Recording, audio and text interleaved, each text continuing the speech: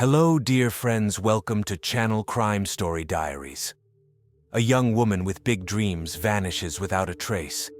Her family's desperate search for answers spans a decade, met with a wall of police indifference and neglect. Sinister secrets simmer beneath the surface as the mystery deepens. This is the haunting story of Kara Nichols, a 19-year-old aspiring model whose life was cut tragically short. Her case would remain cold for years, until a shocking confession from an unexpected source would finally lead investigators to the grim truth. But the quest for justice had only just begun. This is a cautionary tale of shattered dreams, missed opportunities, and the unrelenting love of a family determined to uncover the fate of their beloved daughter at any cost. Brace yourself for a chilling journey into the heart of darkness as we unravel the complex web of events that would ultimately bring Kara's killer to light and expose a grave miscarriage of justice that will leave you questioning everything you thought you knew. Kara Nancy Nichols was born on May 20th, 1993, in Colorado Springs, Colorado, USA. Her father, Paul Nichols, was a businessman. The profession of her mother, Julia Nichols, was not publicly disclosed. Although there is no official confirmation that Kara was born and raised in Chicago, Illinois, some media reports suggest this. Kara had an older brother, Terrence, affectionately called Terry, and a younger sister whose identity remains confidential. As the middle child, Kara was considered the heart of the family, not only because of her position, but also due to her exceptional personality. She was a cheerful, creative, sociable girl whose charming and sweet disposition captivated everyone who knew her. Teachers like Dina Good, who taught her English in school, considered it an honor to have Kara in their class, recognizing her great potential from a young age. Kara showed remarkable abilities in art, especially drawing and painting. She took private lessons to improve her skills and was so talented that she won several art competitions organized by her school and local community. She especially enjoyed creating sketches of models in exquisite dresses and evening gowns. From childhood, Kara showed a keen interest in the world of fashion, particularly in modeling and makeup. After receiving her high school diploma, she began working towards realizing her dreams, despite difficulties related to substance dependence. However, Kara was ambitious and set goals for herself. By the age of 19, she got a job as a waitress, combining this work with a modeling career, mainly in the lingerie segment. Additionally, Kara considered enrolling in a cosmetology school. Having no connections in the modeling business, Kara decided to present her portfolio on the Model Mayhem website, a social network that connects photographers and models. In her profile bio, she described herself as a responsible young woman passionate about her profession. Despite being new to the modeling industry, Kara claimed that she took her work seriously and was passionate about it. Julia, Kara's mother, explained that modeling was a kind of escape for her daughter, a way to take on a different identity and distance herself from reality. Despite a happy childhood, upon entering her teenage years, Kara faced challenges. At the age of 13, she was caught attempting to shoplift and was sentenced to community service. Later, at around 16 years old, during her sophomore year of high school, an event occurred that greatly affected Kara's mental state. Her dog died. The girl fell into a deep depression and was forced to seek psychological help. Despite her parents' attempts to help their daughter and provide the necessary support, Kara was reluctant to cooperate and refused to adhere to the recommended medication regimen. The exact reasons for her emotional and psychological decline remain unclear. It could have happened due to a lack of professional help or as a result of some undisclosed psychological trauma. In any case, during this period of her life, Kara began experimenting with drugs, which eventually led to problematic use, causing even greater difficulties later on.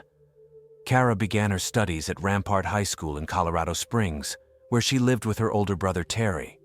However, due to problems caused by drug addiction, the girl had to transfer to a local school with an alternative approach to education. There, Kara was able to study and graduate without undue pressure or haste. Behavioral problems and mental disorders led Kara to change several schools with non-traditional educational methods before she was able to get her diploma. Her parents did everything possible to help their daughter cope with addiction and set her on the right path, including sending Kara to a drug addiction treatment program. However, the girl never completed rehabilitation and continued using drugs. At some point, her parents resorted to drastic measures. They actually kicked Kara out of the house because she refused to obey the rules and undergo treatment. Her mother and father hoped this would force their daughter to come to her senses and agree to rehabilitation, but that did not happen. Instead, Kara decided to return to Colorado Springs, despite her parents' objections. In the summer of 2012, Kara's parents moved to Chicago, Illinois. Initially, Kara went with them, but during this period she continued to use drugs. Therefore, her parents enrolled her in a drug addiction treatment program in Chicago. But Kara was quickly expelled from there for refusing to follow the rules. After that, the girl returned to live with her parents, but eventually decided to move back to Colorado Springs. This decision absolutely did not suit Kara's parents. They were categorically against it. But since Kara was already an adult at that time, they could not do anything to prevent her. The only consolation was that Kara's brother Terrence still lived in Colorado Springs, so she would have a family member nearby. Kara and Terrence were very close and kept in touch almost daily, so her parents knew she would be all right. Upon returning to Colorado Springs, Kara settled in a house with 3 other young men. Of course, at first, this seemed like not the best idea. Kara's mother was also against this decision, but later, after getting to know these guys better, Julia calmed down. They seemed quite decent and harmless. Having settled in Colorado Springs, Kara tried to get her life in order. She wanted to return to her job as a waitress and began building her modeling portfolio, looking for more opportunities in this field. Kara uploaded her photos to the Model Mayhem site, hoping to find photographers and other professionals who would help her start her modeling career.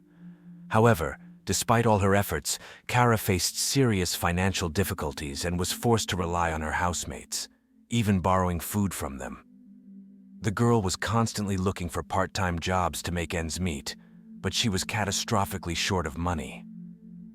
On October 9th, 2012, Kara told one of her housemates that she had a photo shoot scheduled in Denver, the capital of Colorado.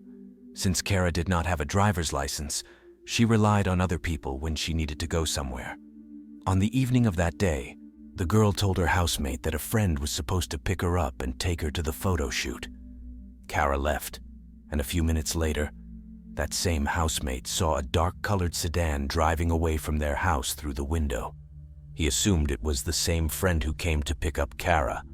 That same evening, around 11:45, Kara called her brother Terrence to tell him about the shoot in Denver. But after that, she never got in touch again. The next day, October 10th, Terrence expected his sister to call him and tell him how everything went. But the call never came. Later that day, he tried to call Kara himself, but all calls were forwarded to voicemail. This meant that she had either turned off her phone or it had died. For Terrence, such behavior from his sister was very strange, because usually they communicated almost every day. When the next day, October 11th, Kara still did not get in touch, Terrence became very worried. He decided to visit his sister's housemates. They told him that they had not seen Kara since the evening of October 9th, since she left for that photo shoot. The guys said that the girl did not spend the night at home, and none of them had heard any news from her. Terrence went into Kara's room and immediately noticed that she had left her phone charger, laptop, professional makeup kit, purse, Idaho, and $300 in cash. This really scared him because he knew if his sister were planning to go somewhere for more than a day, she would never leave these things behind. In addition, Terrence noticed that since they last spoke, Kara had not appeared on any social network, which was completely unlike her. Terrence immediately contacted the El Paso County Sheriff's Office and reported his sister missing. But the police immediately replied that Kara was an adult and had the right to disappear if she wanted to. If the girl decided to cut off all contact with her family and be alone for a while, she could do so.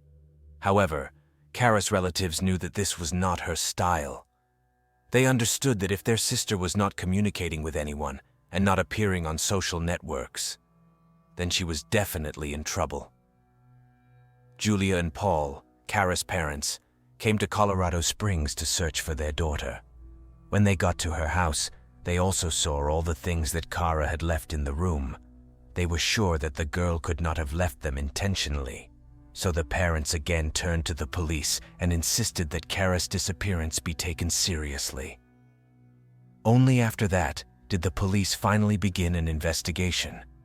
After asking the public for help and conducting their own investigation on the internet, law enforcement officers discovered that Kara had long been posting ads for escort services for the past 2 years. When the police found out about this, Kara's parents also heard for the first time that their daughter had been engaged in prostitution since the age of 17 in order to have money for drugs.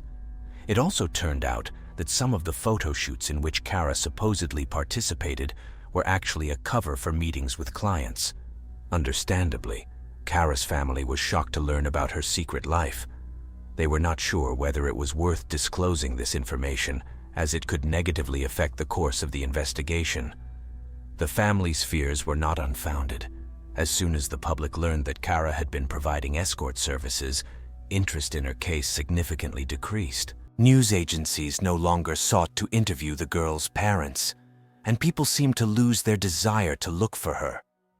Despite this, in November 2012, the police announced that they needed to talk to 2 women who were last seen with Kara. Both were described as brunettes, and one of them was believed to have been seen with Kara on the day of her disappearance. Law enforcement officials noted that these women were not suspects, but only persons who might have valuable information. One of them was probably also engaged in escorting with Kara, and the other was a friend of the missing girl. The police released a photo of this second woman, hoping to get new leads, and it worked. More calls came in from citizens with additional information. Police claimed they checked every lead and every call they received. However, this did not yield any significant results. In the following months, reports continued to come in about Kara's probable whereabouts, but in the end, they all turned out to be false. One witness claimed to have seen Kara's photo on an escort site from Las Vegas, but it turned out not to be her. Another witness allegedly saw Kara with some man, and the girl seemed frightened, but upon closer inspection, it turned out to be just some guy with his girlfriend. Due to such unsuccessful leads, the investigation reached a dead end and did not progress for a long time. In May, Detective Cliff Porter, who had been working on the case from the very beginning, admitted in a publicly released recording that he had not investigated Kara's disappearance very diligently. He overlooked many important details and clues that could have helped solve her case. Of course, this confession greatly saddened the girl's parents. They were extremely disappointed that so much potentially useful information was ignored and so many leads were not followed up on. The family was outraged by the indifference and negligence of the sheriff's office in investigating Kara's disappearance. After Cliff Porter's public confession, Kara's case was transferred to a new investigator, who finally gave the investigation the necessary momentum. Thanks to his efforts, in February 2013, an ad was found that Kara had posted on October 9, 2012, a few hours before her disappearance. The ad was titled, "Sexy New Blonde in Town, 21 Inches, and was signed with a fake name. It contained a photo of Kara in lingerie and her phone number. Using this information, the police analyzed calls from Kara's phone to find out who she had been communicating with on the night of her disappearance. It turned out that from 9:58 to 11:08 on October 9th, she called the same number 8 times. After talking to her brother at 11:45, her phone was last used at 11:59, and since then it had been turned off. Unfortunately, at that time, it was not possible to establish to whom this suspicious number belonged. The case only moved forward on May 8, 2013, when a 38-year-old man named Joel Hollendorfer called the detective leading the investigation. He admitted that it was his phone number from which Kara had been contacted that night. According to Joel, on October 9, 2012, he was looking for escort services and responded to Kara's ad. The man confirmed that they had called each other and even agreed to meet. However, according to him, Kara preferred to go to clients, while Joel preferred to meet on his own territory. Allegedly, this was the reason their date ultimately did not take place. The police began tracking Kara's movements using geolocation data from her mobile phone. This allowed detectives to recreate a fairly detailed picture of her route that night. They found out that Kara left her home in Colorado Springs around 11:16 and headed east, gradually moving away from the city. Eventually, her phone signal was last recorded on Burgess Road, after which it stopped showing signs of life. Comparing the information obtained with the data on Hollendorfer's place of residence, the police found out that Joel's parents lived on that very Burgess Road. This was the same area where Kara's cell phone was last spotted. Based on these telling facts, law enforcement officers obtained a search warrant for the property of the suspect's parents. The search warrant was executed on October 15, 2014. Various services participated in the search operation. In particular, dogs trained to search for corpses and ground-penetrating radars were used. Betty, Joel's mother, personally accompanied law enforcement officers around the estate and pointed out the places where, over the past 30 years since the family bought the house in 1985, they had buried dead horses and other animals. Although the police noticed several areas where the soil had been disturbed and the dogs signaled the presence of corpses, these sites were not excavated because, according to Betty, they were supposed to contain only animal remains.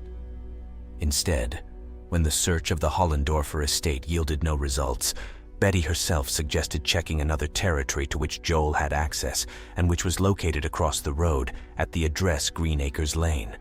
Police contacted the owners of that property and obtained their permission to inspect it. The second search took place on October 22nd. 4 dogs trained to search for human remains were brought to the site. They were placed at the 4 corners of the 20-acre plot and then released. All 4 dogs immediately headed to one specific spot, which looked like a fresh grave. It was immediately dug up, and the police saw traces of recent soil disturbance and a burial pit approximately the size of a human body. However, nothing was found in the pit itself. After these searches, the detectives visited Joel Hollendorfer again. During the interrogation, the man admitted that he had indeed been looking for information about Kara and intended to meet with her that night. However, he continued to insist that they never actually met. Joel said that he had arranged to meet Kara at a roadside Waffle House cafe, but the girl allegedly did not show up. Hollendorfer also told the police that he had used escort services many times and, moreover, suffered from drug addiction. He was once married, but the marriage broke up precisely because of his problems with drugs and the services of prostitutes. Investigators managed to establish the identity of Joel's ex-wife. She turned out to be Christina Palmer. They tried to contact the woman to talk, but at that time they could not find her. The investigation reached a dead end again, and investigators were considering various versions of what might have happened. According to one theory, Kara worked for a pimp, but at some point decided to go solo. Perhaps angered by this, the pimp could have killed the girl. Another version was that Kara owed the pimp a large sum that she could not repay because she was in a difficult financial situation. In that case, the pimp could also kill the girl over debts. Another theory suggested that Kara could have been kidnapped and fallen into the hands of human traffickers. Some speculated that the girl was still alive, as reports occasionally came in from people who allegedly saw her in public places or on escort service sites.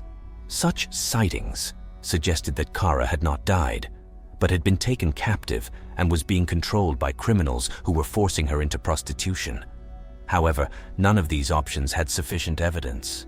It took almost 10 years before a decisive breakthrough finally occurred in the case. In 2022, police managed to track down Joel's ex-wife, Christina. At that time, she was living in the state of Virginia.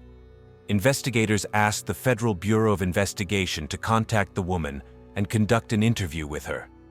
On February 1, 2022, FBI Special Agents Brandon Pree and Michael Willis met with Christina, who finally agreed to testify. During the conversation with the FBI agents, Christina said that Joel's father had died in November 2014. After his father's death, Joel invited Christina to go for a ride with him in his new pickup truck. She agreed, and during this trip, her ex-husband confessed to her about a terrible deed. According to Christina, Joel told her that he had once hired an escort, and during sex in the car, he accidentally strangled her to death. He then took the girl's body to his parents' yard, wrapped it in garbage bags, sprinkled it with lime, and buried it in an old horse grave. Joel allegedly told Christina that he felt very guilty about what he had done. He also confessed that he had told his father about this incident and considered himself responsible for his father's death, who had allegedly been very worried that his son had committed murder. Christina told the FBI agents that she truly believed that both of Joel's parents knew exactly what had happened to the escort and were trying to cover up their son's crime. According to her, this allowed law enforcement to quickly arrest Joel Hollendorfer on suspicion of murdering the missing Kara Nichols. On February 7, 2022, around 6:52 in the morning, Joel Hollendorfer was arrested on suspicion of murdering Kara Nichols. During the arrest, an outstanding warrant was found for him in another case. Joel voluntarily agreed to talk to 2 detectives about Kara's case. During the interrogation, Hollendorfer again confirmed that he was acquainted with Kara and had spoken to her on the phone, but denied ever meeting the girl in person or being involved in her disappearance or death. Then the detectives used a trick. They showed Joel aerial photographs of his parents' estate and asked him to indicate exactly where the animal graves were located. Using Google Maps, the police showed the suspect various locations on the Hollendorfer property. Joel pointed to several areas, but when asked about the place marked on the map, the man replied that it was just a hill and nothing was buried there. Meanwhile, detectives had a similar conversation with the suspect's mother, Betty. When asked about the same area, the woman admitted that her favorite horse, named Milo, was buried there under the hill. Armed with this information, on the same day, February 7, 2022, police returned to the Hollendorfer estate on Burgess Road and searched the area that was marked on the map. At a depth of about 90 centimeters, they found a black plastic garbage bag. Inside the bag were human remains, most likely belonging to 19-year-old Kara Nichols, who had disappeared over 9 years earlier. According to a summary of the case materials, which was later formalized into an official indictment, the investigation came to the following version of events. On the evening of October 9, 2012, Joel Hollendorfer arranged to pick up Kara Nichols from her home, since she did not have her own transport or a driver's license, and provided services exclusively on the client's territory. Somewhere on the way to the destination, Joel strangled Kara. He then took her body to his parents' estate, as evidenced by the last ping of the girl's phone there, which Joel probably turned off immediately upon arrival. After that, Hollendorfer buried Kara on the property, wrapping her remains in garbage bags and sprinkling them with lime. Further events unfolded, as the suspect's ex-wife described. As for the grave on the Green Acres plot, to which Betty Hollendorfer led the police during the first search, investigators speculated that it could have been the first place where Joel buried Kara's body. Later, perhaps on the advice of his mother, he secretly exhumed the remains and moved them to a more secure location, the old horse grave. However, these speculations, despite their logic, remained unproven. Shortly after the discovery of Kara's remains, 46-year-old Joel Hollendorfer was officially charged with second-degree murder and tampering with evidence. During the preliminary court hearing, the bail amount for the suspect was increased from $500,000 to $1 million. In addition, the court ordered the confiscation of Hollendorfer's passport, as he was considered to be at high risk of fleeing. At the next hearing, the charge against Joel was reclassified to first-degree murder. The basis for this was the results of Kara's autopsy, which, however, were not made public. The court also completely canceled the possibility of posting bail. This meant that Hollendorfer would await sentencing behind bars, with no chance of being released on bail. After the discovery of their daughter's remains, the Kara Nichols family published the following statement. "It is with deep sorrow and a heavy heart that we report that yesterday, law enforcement officials informed us that the remains of our beautiful daughter have been found and the suspect in this case has been arrested. With this letter, we want to express our sincere gratitude to everyone who, over the past 10 years, has given their time, money, attention, and assistance to the search for Kara. Thanks to the tireless support of the National Women's Coalition Against Violence and Exploitation, we did not lose hope of finding our girl all these years. Representatives of the coalition will continue to stay with our family to seek justice for Kara in court. Michelle Bart, a spokeswoman for the Nichols family from the National Women's Coalition Against Violence and Exploitation, also made a statement. Writing these words breaks my heart. After almost 10 years, we had hoped for a different outcome. Kara was a daughter, sister, niece, and friend to many people. Her life mattered in 2012 and still matters in 2022. Our fight is not over. Now is the time to ensure that the person or persons responsible for Kara's death are brought to justice. We will do everything in our power to prevent the defense from tarnishing the girl's character and reputation. We will remind the world that no matter what Kara's lifestyle was, she was an innocent victim who in no way deserved such a terrible death. Let us remember, no matter what happened, Kara did nothing wrong and is not to blame for her own tragic fate. Michelle Bard also noted that in her opinion, Joel was not the only one who should be held responsible for Kara's death. The activist claims that, according to the prosecutors, the suspicious behavior of the suspect's mother, Betty Hollendorfer, indicates that the woman knew much more than she was saying. Miss Bard expressed outrage that the investigators who were handling this case had phone call records and information about the Hollendorfer estate 10 years ago, but did nothing to bring the suspect to justice.